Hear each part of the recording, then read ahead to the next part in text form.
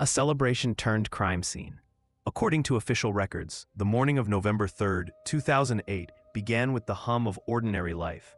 The streets of Redmond, Washington, home to software campuses and quiet apartment complexes, stirred with commuters.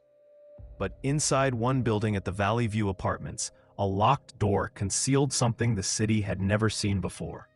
The smell came first, then silence, then discovery. 2 days earlier, on Halloween night, 24-year-old Arpana Jinaga had been alive, smiling, and dressed as Little Red Riding Hood, a brilliant software engineer and motorcycle enthusiast from Hyderabad, India. She had moved to the United States to chase opportunity and independence. She was the kind of person colleagues described as fearlessly curious. Her friends said she never met a challenge she didn't disassemble just to understand it.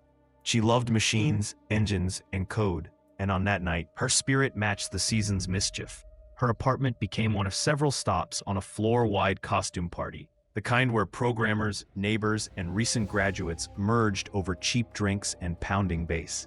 Photographs from that night show laughter, spilled soda, plastic fangs, and the faint blur of a woman in red, smiling toward the camera. No one could have guessed that within hours, the celebration would collapse into horror. According to official records, the last verified sighting of Arpana alive occurred shortly after 3 a.m. She had returned to her apartment after the party, her door left unlocked for friends still wandering between units. Some remembered her cheerful, others remembered her tired. Someone thought she went upstairs to sleep. Then, as dawn broke over the Cascades, the building went still. No one heard screaming. No one saw an intruder. Only the faintest sounds, a thump, a running tap, were later mentioned, and even those blurred with the haze of hangovers and denial. By Monday morning, her colleagues noticed her absence from work. Calls went unanswered. A friend concerned entered her apartment with the property manager's help. The scene that awaited them defied reason.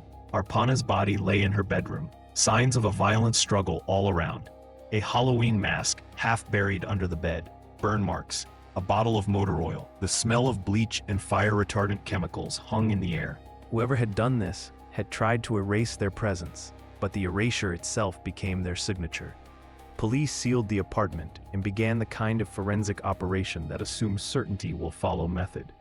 But what they found instead was contradiction. DNA traces on duct tape, on the rope used to bind her neck, on a bathrobe cord, on her doorknob, on a towel, on a phone, all from different men. Not one of them, even the primary suspects, could be definitively tied to the murder. It was, as one detective described, a laboratory's nightmare and a killer's masterpiece. Arpana's neighbors, many of whom had partied with her hours earlier, became both witnesses and suspects. They remembered music, laughter, arguments about costumes, fragments of time that would later feel rehearsed. But what happened next, as one investigator put it, doesn't belong to logic anymore. It belongs to something colder. Within a few days, what had been a celebration of life became a monument to confusion. The question that would haunt investigators for more than a decade was born in that silence. Who killed Arpana Jinaga? The last hours, the party that never ended. According to official records, the Halloween party at Valley View Apartments began like any other student gathering. Costumes, laughter, the thrum of bass reverberating through the walls. The neighbors, mostly young professionals and tech workers, moved freely between units, their doors left unlocked in a gesture of trust that would later seem impossible to imagine. Arpana Jinaga's apartment was one of the most visited that night. Friends described it as the center of gravity, bright, decorated with guests came and went, some staying for minutes, others for hours. Witnesses later recalled seeing Arpana dancing, offering drinks, showing off the modifications on her motorcycle to anyone who would listen. At some point, she posed for photos with neighbors in costume, a construction worker, a skeleton, a police officer. The irony would become unbearable later. By 2 a.m., the energy began to thin. People drifted home or collapsed on couches. A handful remained, Arpana among them, talking with her immediate neighbors from apartments 893 and 894. They would become the last people known to see her alive. Among them were Emmanuel Fair, a friend of a friend, and Cameron Johnson, her next-door neighbor. Both would later be questioned repeatedly. Both would become tangled in the web of DNA that no one could explain. At approximately 3 a.m., the final photos were taken. Arpana laughing beside her own front door, red hood slightly tilted, one hand raised in mock warning. A digital timestamp frozen in time. Minutes later, her phone activity stopped. The last signal from her device pinged off a nearby tower at 3:24 a.m., a mundane data point that would later feel like the universe's last recorded heartbeat. No one remembers hearing screams. No one recalls a struggle. One neighbor reported hearing a moaning sound between 3 and 4 a.m., but assumed it was someone intoxicated, perhaps ill. Another claimed to have heard footsteps in the stairwell around dawn. In apartment 893, Cameron Johnson texted friends that morning, asking if anyone had heard from Arpana. He said she wasn't answering calls. When questioned later, his tone would shift from concern to confusion, and confusion to silence. Police would later reconstruct those final hours like programmers debugging a catastrophic crash. Each statement was a fragment of corrupted code. Emmanuel Fair admitted he had been in her apartment, but claimed he left when others did. His DNA was found on items near her bed, but so was DNA from multiple other men, including one who lived 2 floors below and another who hadn't attended the party at all. The investigation expanded exponentially, each result multiplying the number of questions. Forensic experts cataloged over 100 separate biological samples on clothing, bedding, tape, and discarded towels. None aligned cleanly with a single perpetrator. It was as if everyone left a trace, one analyst said, but nobody left the truth. According to official records, Arpana was murdered sometime between 3 o'clock and 8 a.m. She had been strangled, assaulted, and partially cleaned with a chemical solvent. Bleach, motor oil, and toilet cleaner formed a toxic alchemy on her skin. Her bedsheets were burned. A phone cord lay severed on the floor. The killer had worked fast, but not carelessly, like someone who understood both destruction and delay. By sunrise, the party's laughter had curdled into unease. The corridors of the complex smelled faintly of smoke and ammonia. Someone knocked on her door and received no answer. Another neighbor noted her motorcycle helmet still hanging by the entryway untouched. It felt wrong, she would later say, like time had stopped in that apartment. And so it had. The celebration had ended hours ago, but for the people inside Valley View, Halloween was not over. It had simply changed shape. But what happened next, one detective remarked, wasn't a hangover. It was a haunting. The discovery, what the door concealed.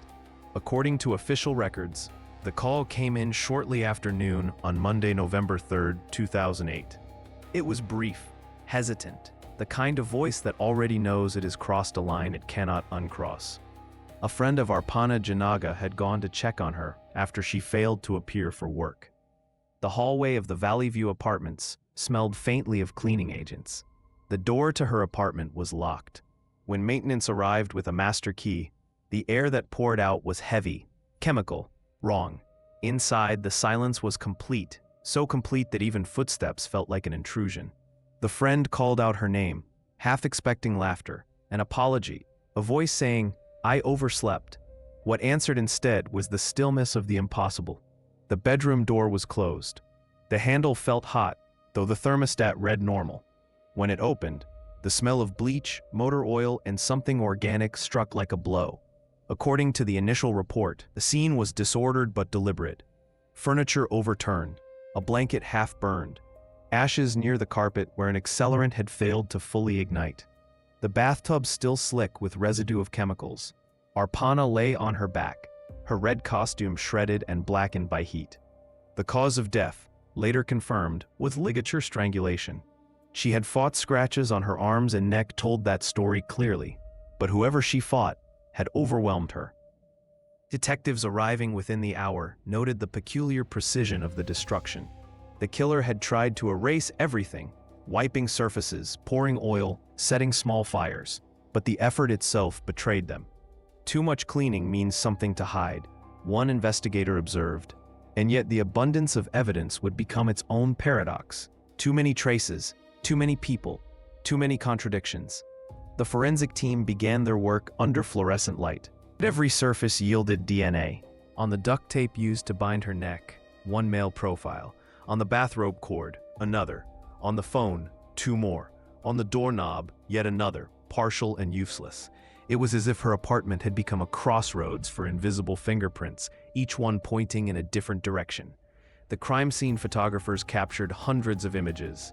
Later, reviewing them, one detective remarked, "It looked less like a home and more like a hard drive someone had tried to wipe clean." The friend who found her, shaken, crying, hands shaking uncontrollably, was questioned for hours. So was nearly every neighbor on that floor. Emmanuel Fair, who had slept briefly in another apartment after the party, appeared calm but evasive. Cameron Johnson, next door, seemed nervous, contradictory. "She was alive when I left," he kept saying. "She was fine." But the phrase "fine" echoed hollowly in the interview room. Outside, the building had already begun to gather attention. Police tape glowed yellow in the pale November sun. Reporters appeared before the crime scene technicians even finished their first sweep. To the neighbors watching from balconies, it looked surreal. Yesterday, a party. Today, a perimeter. The laughter of the weekend still seemed trapped inside the walls, colliding now with the murmurs of disbelief. According to official records, the coroner arrived at 2:46 p.m. The time of death was estimated between 3 and 8 a.m., consistent with the window when most of the partygoers were either passed out or gone. The body was removed quietly, wrapped in a white sheet that had somehow escaped the fire. For those who stood in the parking lot and saw it carried out, that image became permanent. Halloween had ended, but something else had stayed behind. The first press release described the scene in the antiseptic language of procedure. A 24-year-old female found deceased in her residence under suspicious circumstances. But behind those words lay the kind of fear that does not dissipate. Because everyone in that building had shared the same night, the same laughter, the same hallway. And if what happened to Arpana could happen there, amid neighbors, friends, and music, then no door in that city was truly closed. But what happened next, as one investigator said later, was that the evidence began to multiply faster than the truth. The evidence paradox: too many traces, no truth. According to official records, the investigation that followed was defined not by what was missing, but by what was found in excess. The Valley View Crime Lab overflowed with samples: DNA, fingerprints, fibers, partial profiles, chemical residues, each a potential answer that soon turned into another question. Detectives had entered the scene believing that science, relentless and precise, would deliver justice. Instead, it delivered confusion. The problem was not scarcity, but saturation. Each object seemed to tell a different story. On the rope around Arpana's neck, a male DNA profile belonging to Emmanuel Fair.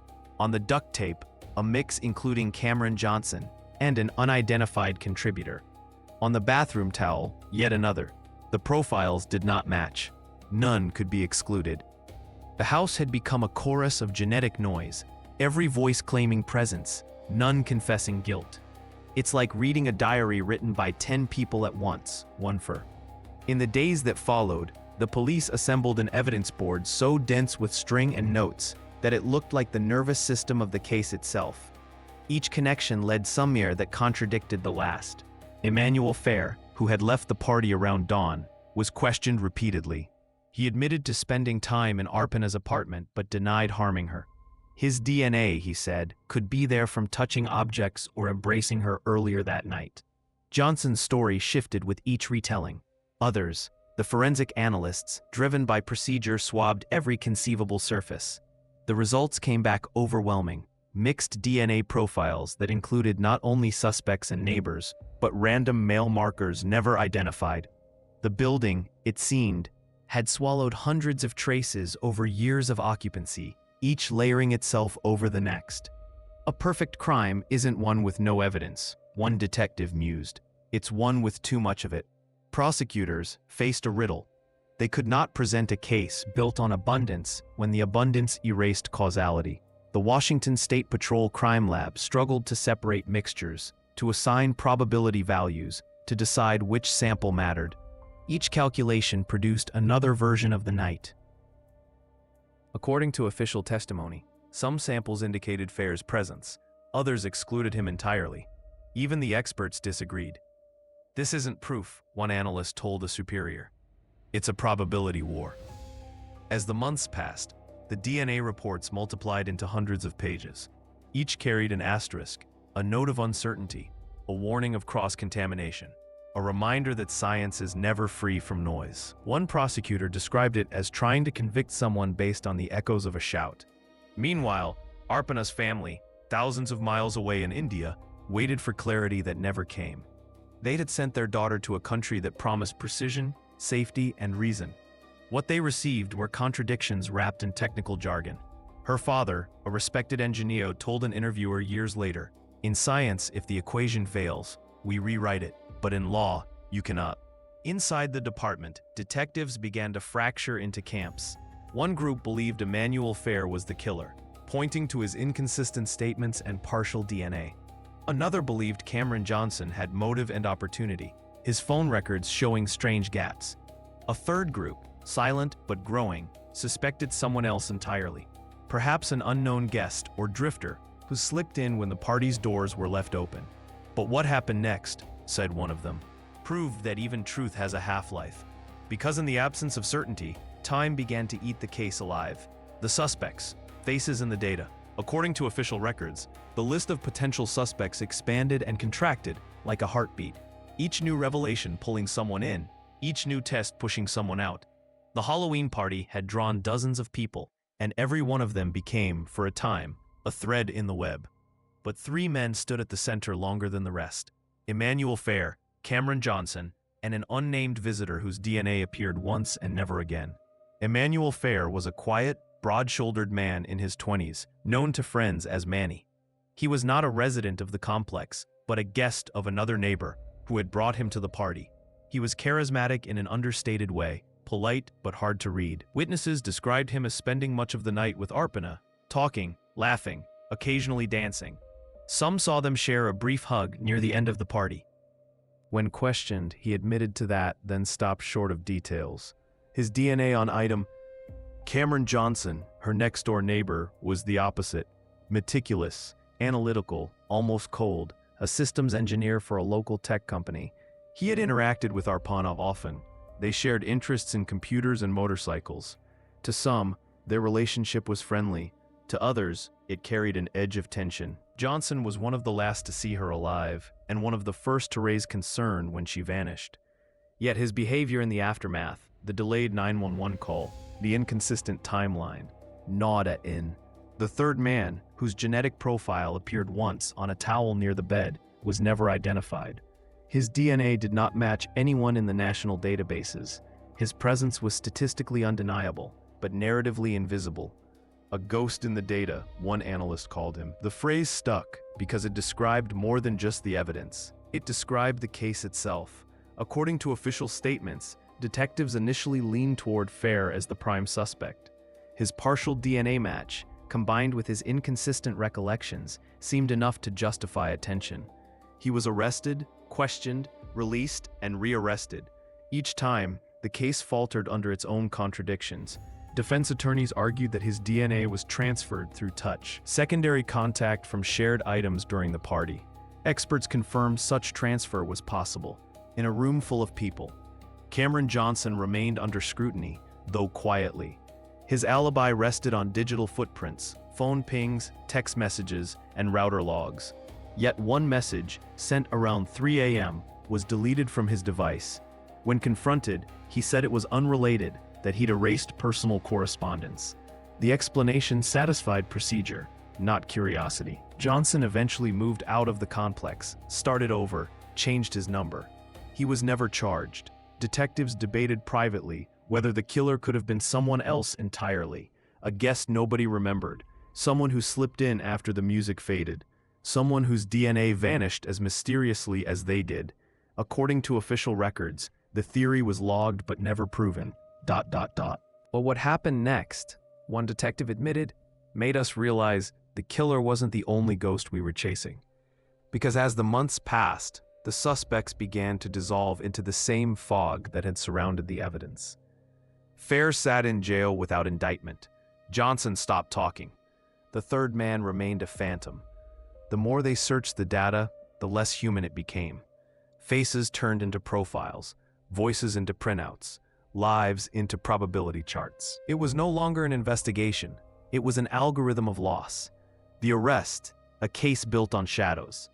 According to official records, the arrest came not from revelation, but from exhaustion.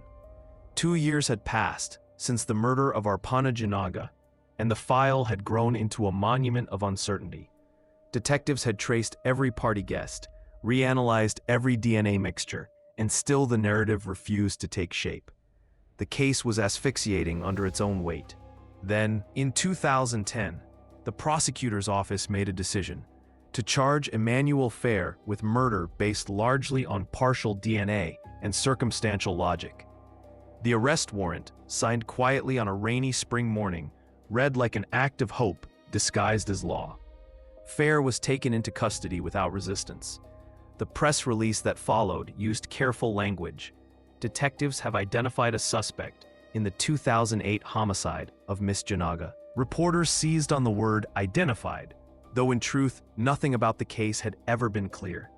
Fair was presented to the public as the answer everyone needed. A face for the void, one journalist wrote. Inside interrogation rooms, Fair maintained calm. "I didn't do this," he said. "I liked her. Everyone did." His DNA, he argued, could have been transferred through a shared blanket or touch. The detectives pressed him with timelines, diagrams, and contradictions. He remained steady. "If you found my DNA," he said, "you found everyone else's too." He wasn't wrong. The evidence was a labyrinth, and he was both its architect and its prisoner. The prosecution built their case on what they called the pattern of probability. Fair's partial DNA on the rope, his proximity to the victim, his inconsistent statements about when he left the apartment, all became pillars of suspicion. But the defense dismantled each with equal precision. The DNA mixtures were unreliable, but time estimates conflicted. A lack of physical injuries on Fair undermined claims of struggle. "It's a case made of shadows," one defense attorney said. And shadows don't calm. As the pretrial hearings unfolded, the complexity of the forensic data became the story itself. Scientists testified about alleles, degradation, secondary transfer, and stochastic noise terms that left jurors staring in bewilderment.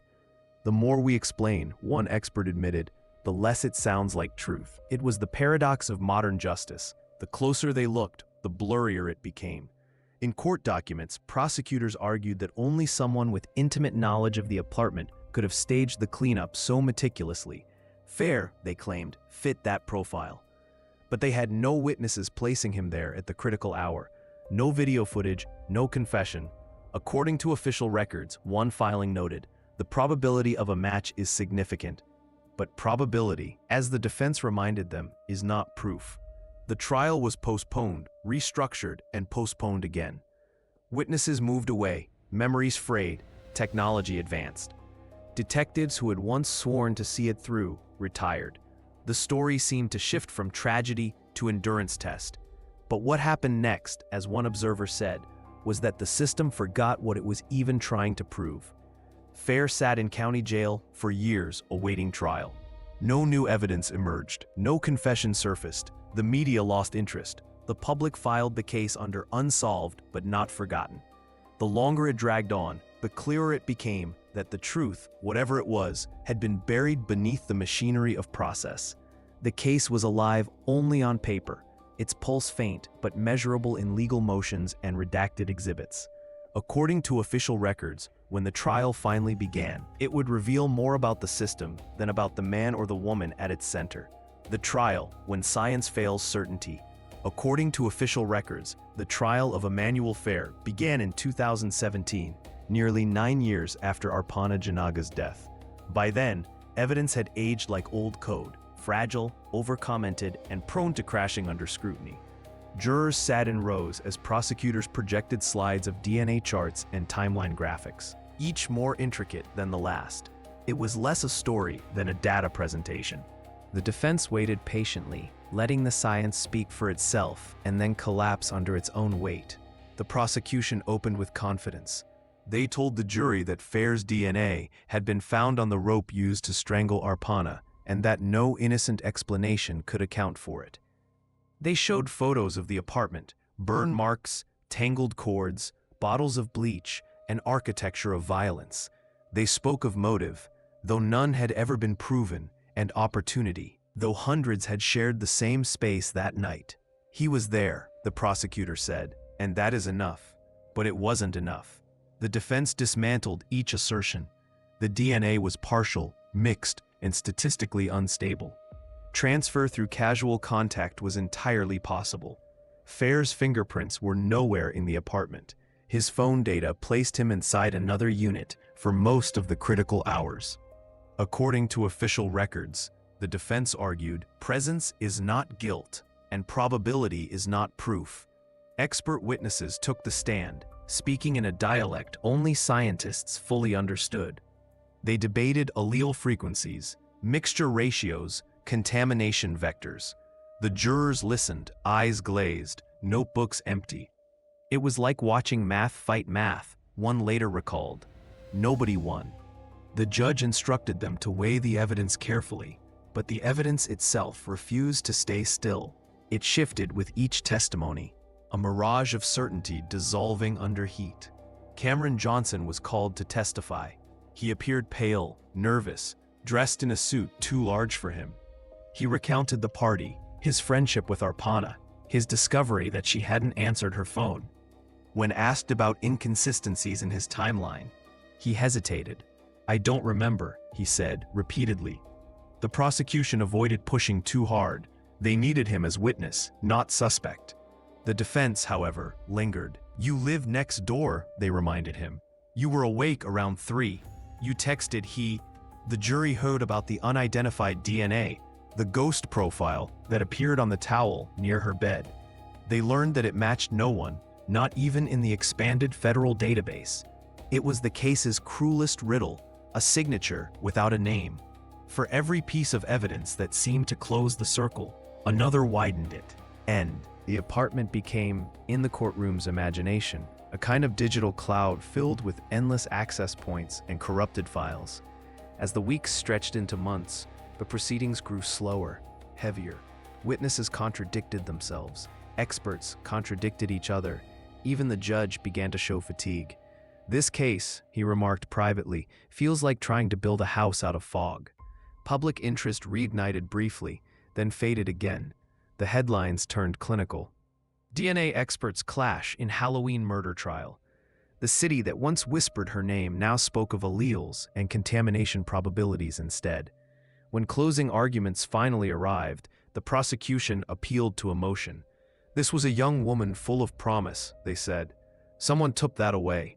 The evidence, though imperfect, points to only one man." The defense countered. "Every fingerprint, every sample, every cell tells a different story. Science does not whisper his guilt, it screams its own uncertainty."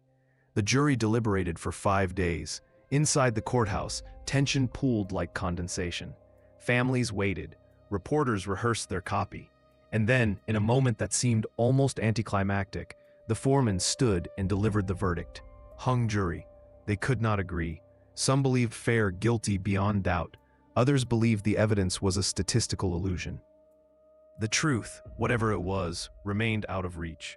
But what happened next, the lead prosecutor admitted later, was worse than losing. It was realizing the case would never truly end. The mistrial meant the file would return to limbo. Fair would remain incarcerated, unconvicted, yet not free. Arpana's family would return to India with no closure. Detectives, once certain that science would reveal everything, began to suspect that it had revealed too much. The DNA, once their sharpest weapon, had turned into mist.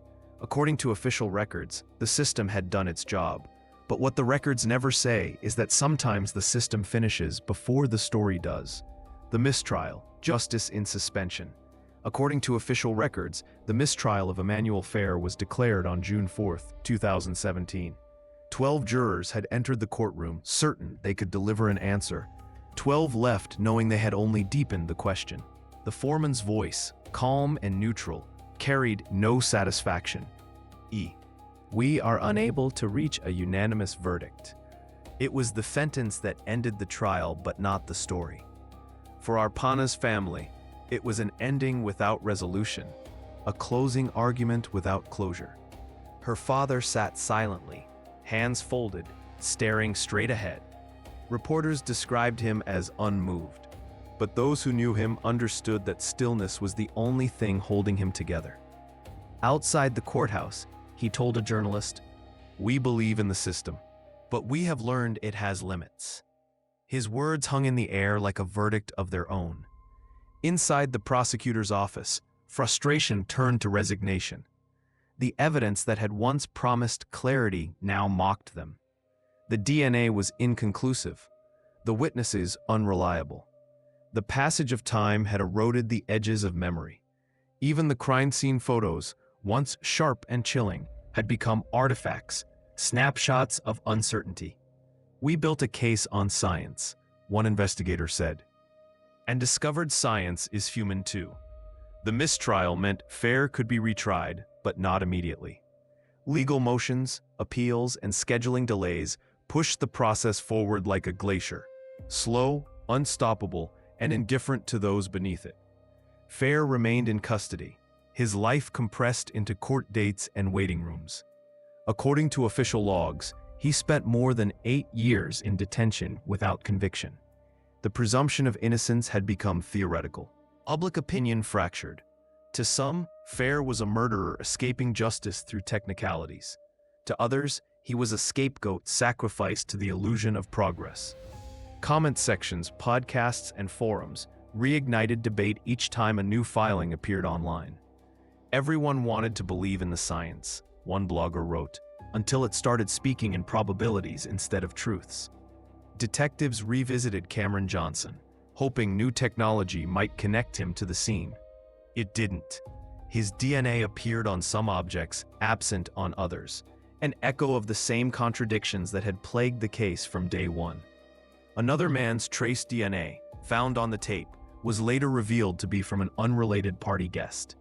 Each new result only reaffirmed what the case had always been: too contaminated to convict, too detailed to dismiss. By the second year after the mistrial, hope had faded into process. Fair's defense team filed for dismissal, citing lack of evidence and the impossibility of a fair retrial. Prosecutors hesitated. Privately, many admitted they no longer believed a new jury would see what the old one hadn't. According to official records, one internal memo noted, "The probability of conviction remains low." But the phrase that circulated in whispers was less bureaucratic. "We don't know who did it. We never did." Meanwhile, in Redmond, the Valley View apartments stood unchanged. New tenants came and went, unaware of the ghost written into the building's walls. Arpana's old unit had been renovated, repainted, sanitized of memory. But every so often, residents reported an inexplicable smell, chemical, faint, fleeting. The maintenance crew blamed cleaning supplies. Others, less rationally, called it persistence. The mistrial was not just a legal outcome. It was the transformation of a murder into an open-ended riddle. Journalists described it as justice in suspension. Detectives described it as unfinished business. For Arpana's friends, it became something quieter, a story that had stopped mid-sentence. "She was supposed to change the world," one said. Instead, the world forgot how to finish her story. But what happened next, as the final entry in the prosecutor's log reads, was silence. And silence, in this case, was not peace. It was proof that some crimes never end. They just stop making sound. The second trial, when time becomes the enemy.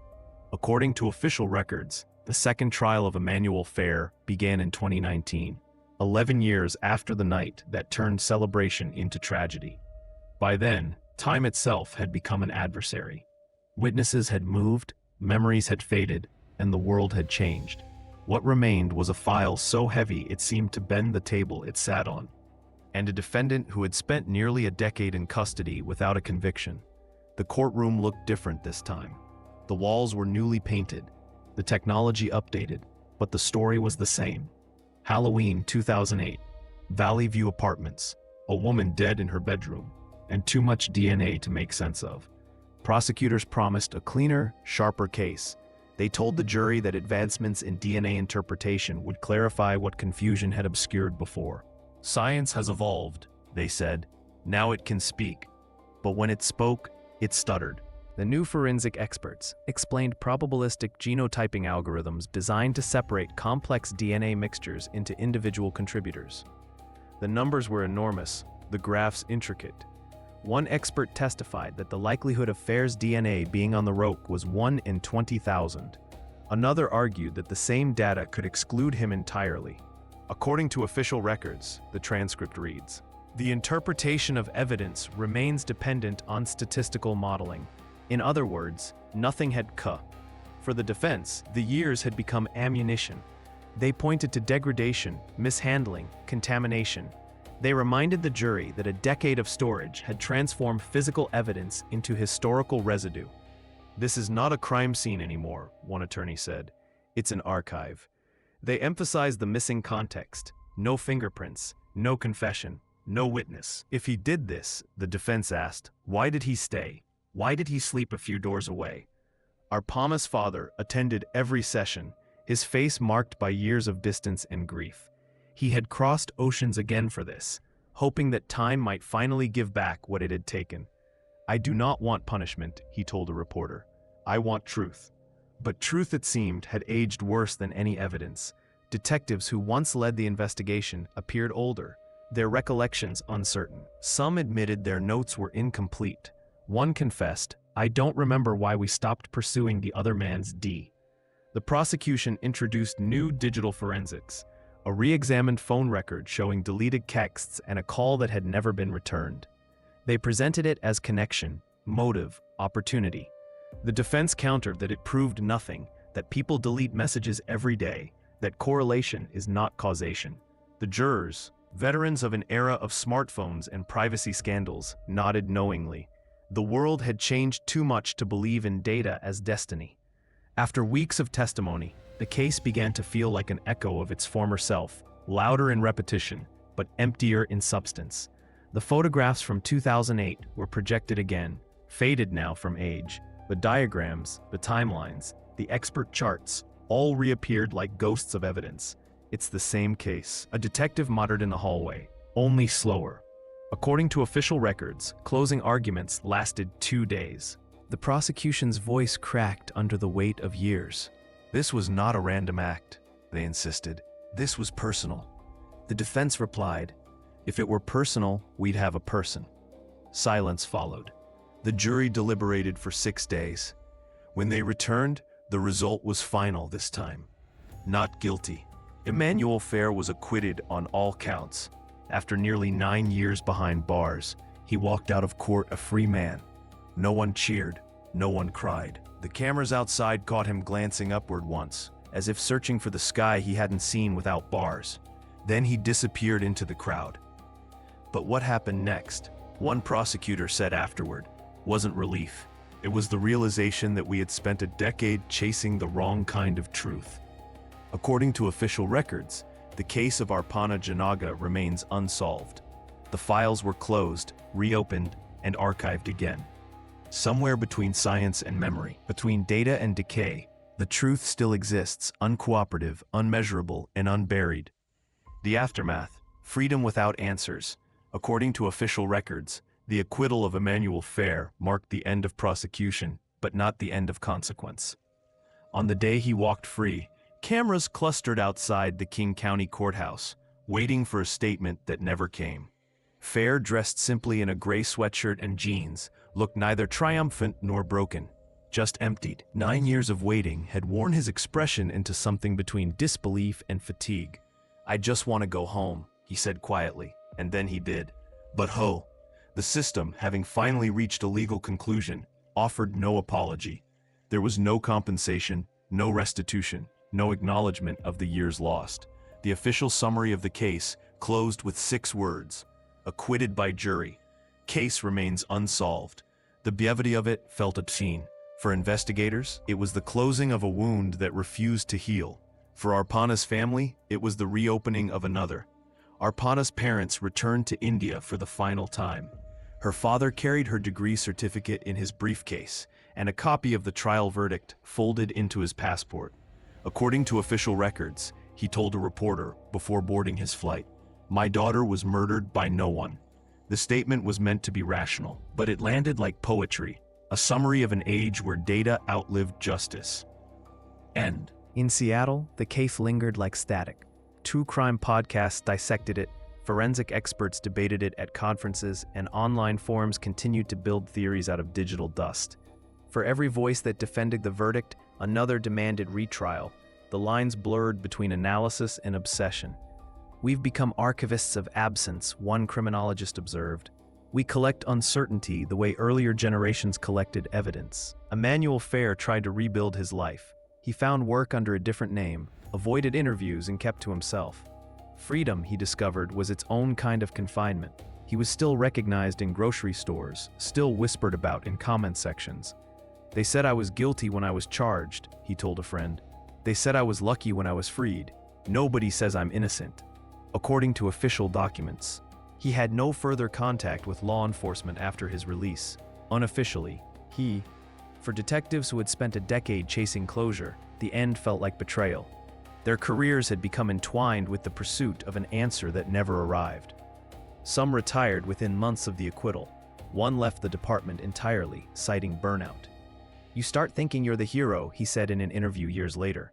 "And then the story reminds you that you're just another witness." The crime lab stored the remaining evidence in temperature-controlled archives. Boxes labeled Jinaga A sat beside others from forgotten cases. Dust did not gather, the facility was too sterile for that, but time still did its work. The oils on human fingerprints evaporated, the fabrics grew brittle, and the paperwork yellowed at the edges.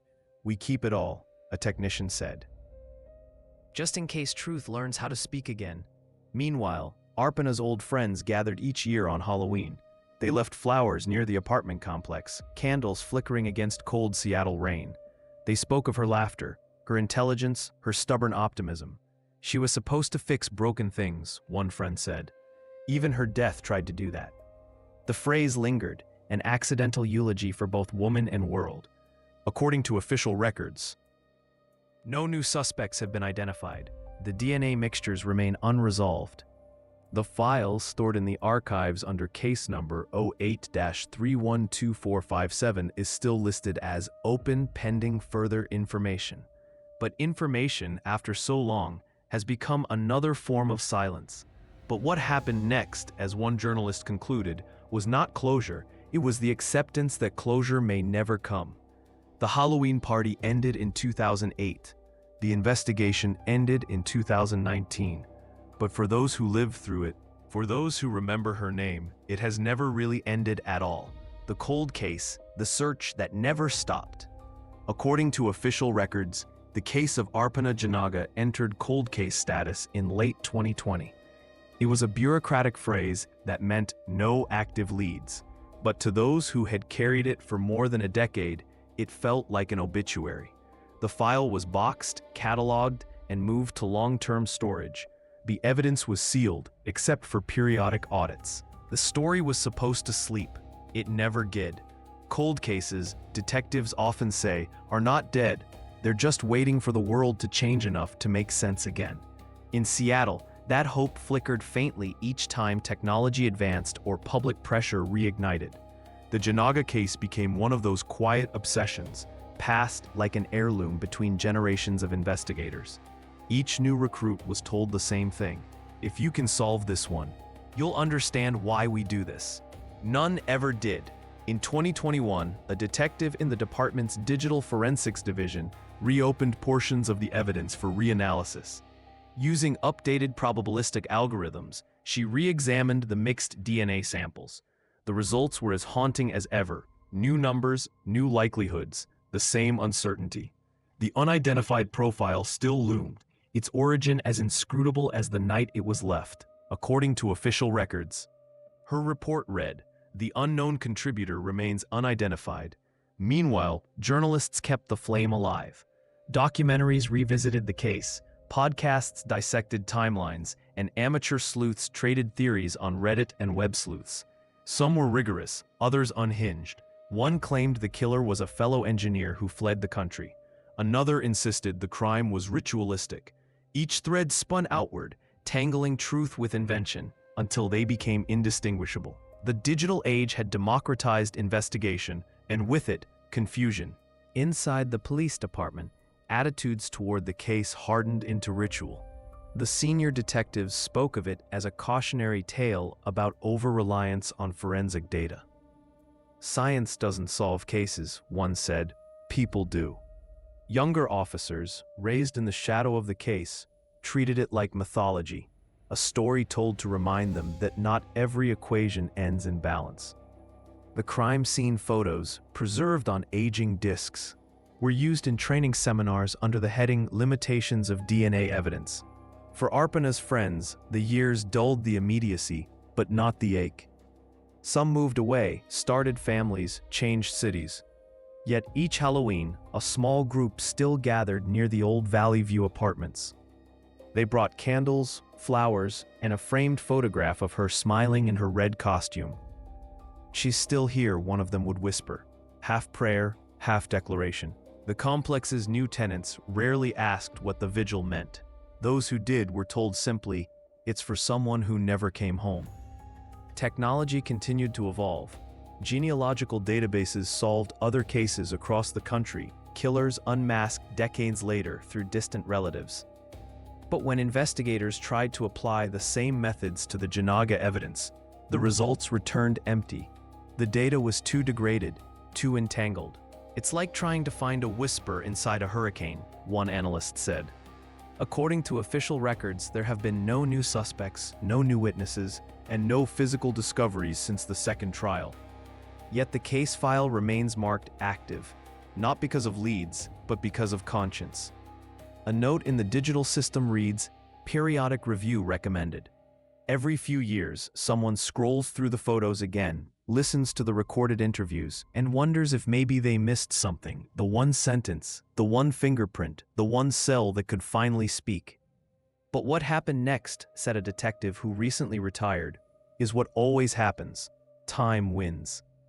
And still every Halloween, when the city's lights flicker orange and the air smells faintly of smoke and rain, someone leaves a single red ribbon tied to the fence outside Valley View. No one knows who. The building's security cameras never catch them. It's as if memory itself keeps coming back, refusing to let go. Digital echoes, the case reborn online. According to official records, nothing new has been added to the Jinaga case since 2020. Yet outside the archives, the story refused to die. It migrated, like everything else, into the digital world. Podcasts, documentaries, and online communities adopted it as their own mystery to solve. The more time passed, the more the internet began to fill the silence left by the justice system. It became, in its own way, an alternate investigation, one built not on evidence, but on obsession. The first wave came in 2018, when a popular true crime podcast aired a three-part series titled The Halloween Party Murder. It reconstructed the night minute by minute using court transcripts, audio dramatizations, and speculative narration. Millions listened. Message boards erupted with analysis. Within days, listeners were posting satellite images of the apartment complex, diagrams of possible entry routes, and theories about who could have tampered with the crime scene. For many, the digital sea. By 2022, the case had a presence across every platform. YouTube documentaries with ominous piano music, Reddit threads exceeding 10,000 comments, TikTok summaries that condensed 12 years of confusion into 60 seconds of outrage. Each version rewrote the story slightly, emphasizing a different suspect, a different clue, a different theory. According to official records, one journalist noted dryly, "The number of online investigators now exceeds the number of real ones ever assigned to the cause." In that virtual resurrection, Arpana herself became two people. One was the real woman, an engineer, a friend, a daughter. The other was a symbol, the archetype of the modern victim, intelligent and independent, destroyed not just by violence, but by the system's failure to explain it. Her smile, once a photograph on an office desk, became a thumbnail on 1,000 YouTube videos. Her voice, once bright and alive, used simulated by AI narrators. The more she was remembered, the less she resembled herself. Digital detectives traced inconsistencies the police had long abandoned. Timestamps from cell towers, archived MySpace photos, old property records.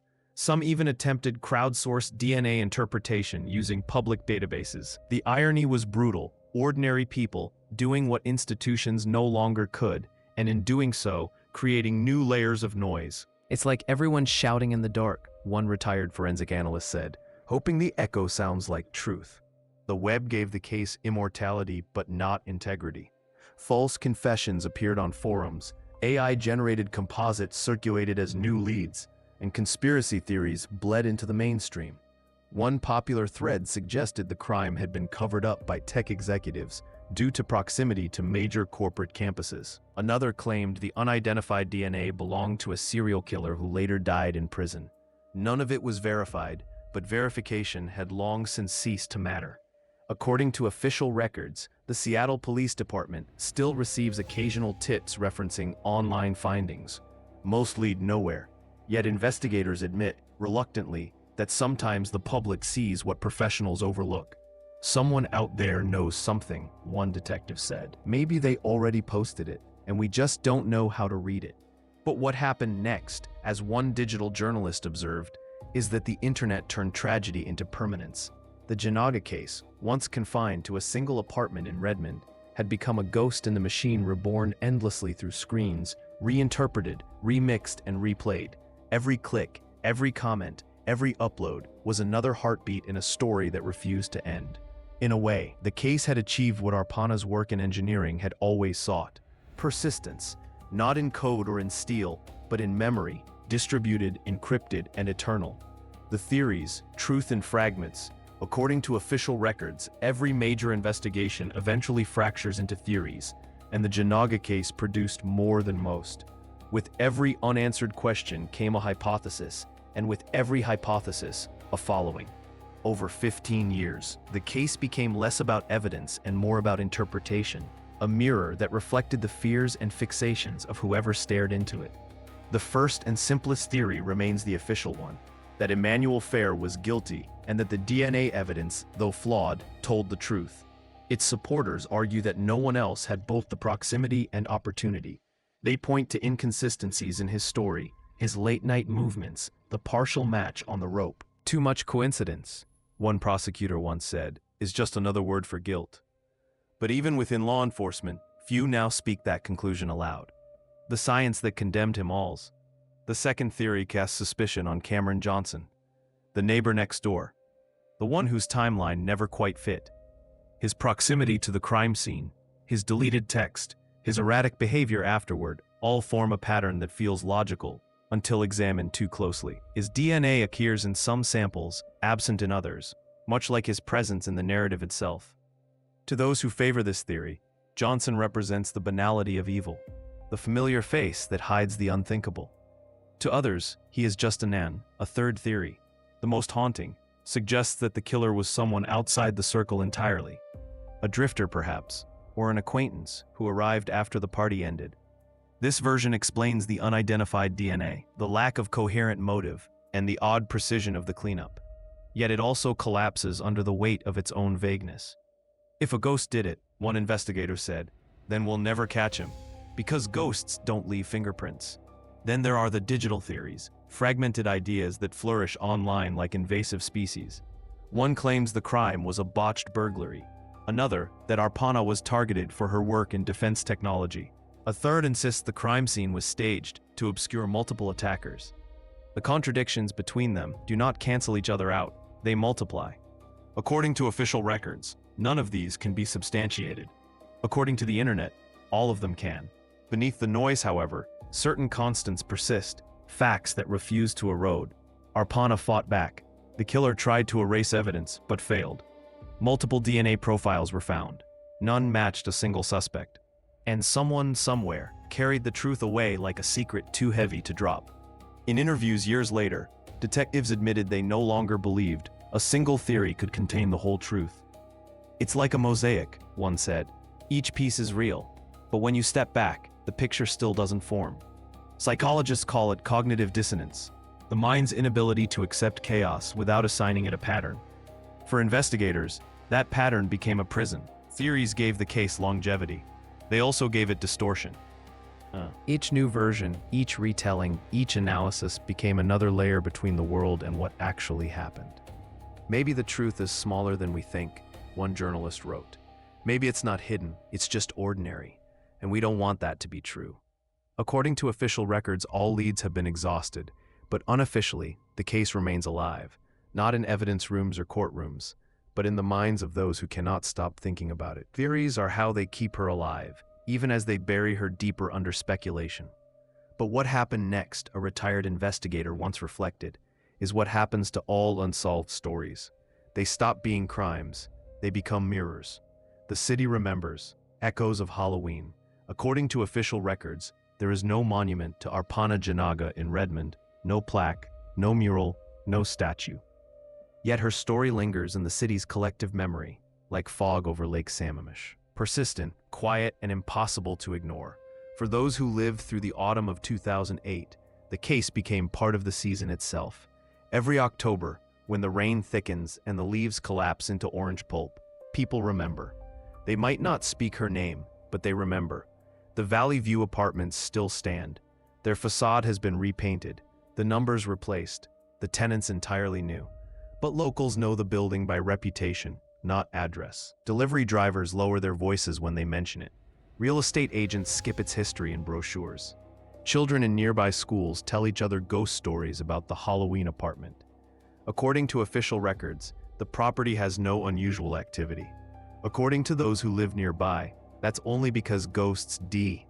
Downtown Redmond, once a quiet suburb defined by tech offices and coffee shops, now carries its own kind of haunted geography. The bar where the after-party once spilled over has changed names twice. The parking lot where reporters once stood, in the drizzle, waiting for updates, is now a farmer's market. Yet the memory persists in fragments, an officer's recollection, a journalist's notebook, a survivor's silence. The city moved on, one resident said, but the ground didn't. In Seattle proper, the case has become a kind of local folklore, retold each Halloween alongside the Green River killings and D.B. Cooper's vanishing. True crime tours mention her name with reverence, lowering their voices as they pass the courthouse where her trials unfolded. Candlelight vigils are held not for justice, but for remembrance. We light candles, one participant explained, because light doesn't ask for answers. According to police logs, the site of the crime has been visited by investigators at least 9 times since the case went cold. Each visit ends the same way, with new photographs of the same walls, the same floor, the same silence. We go back, a detective admitted, not to find evidence, but to remind ourselves it was real. The human mind, after all, doubts what it cannot resolve. Every Halloween night, Redmond transforms into something between celebration and confession. Families dress their children in costumes. Doorsteps glow with jack-o'-lanterns, and the smell of wet leaves mixes with the metallic scent of memory. Somewhere amid the laughter and candy wrappers, someone always mentions her, softly, like a superstition. Be careful, they say. Lock your doors. Don't walk alone. For those who knew her, the reminders are constant but unspoken. A certain type of motorcycle engine, a particular shade of red fabric, the chemical smell of a freshly cleaned room. You think you've forgotten, one friend said, until something small brings it all back, and you remember she was real. Memory, it seems, has its own persistence, a ghost that refuses exorcism. But what happened next, as one journalist concluded, was that the city learned how to carry silence. The case did not destroy Redmond, it rewired it. The laughter that once filled those apartment halls still exists, faint but retrievable, like an old recording.